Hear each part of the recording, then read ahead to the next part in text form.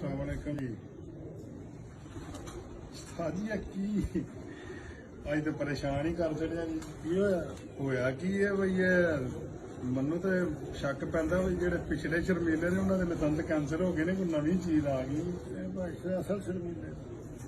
अस्सलाम वालेकुम जी दोस्तों, मैं अज उस्ताद को बैठे हाँ। यकीन मनो है वेख के कबूतर मैं परेशान हो गया। मैं इन्होंने कह रहा था उस्ताद जी ये की चीज है, आते ने शर्मीले।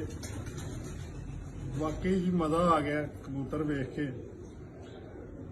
उस्ताद होरी जेहड़े ना जी आ सारी एक फैमिली है जी, और पट्ठियां पट्ठे ने सारे जी। इन्होंने मां प्यो जेहड़े ने पिछे ने बनाया। देखो जी शर्मीले, पिछले शर्मीले सब कैंसल।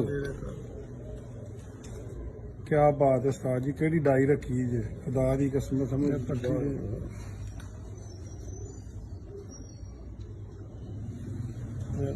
क्या बात है, सेम एक ही सच्चा एक ही चीज है। कोई दोस्तों मजा आ गया जी उस्ताद होरां दे कबूतर नवी ब्रीड वेख के।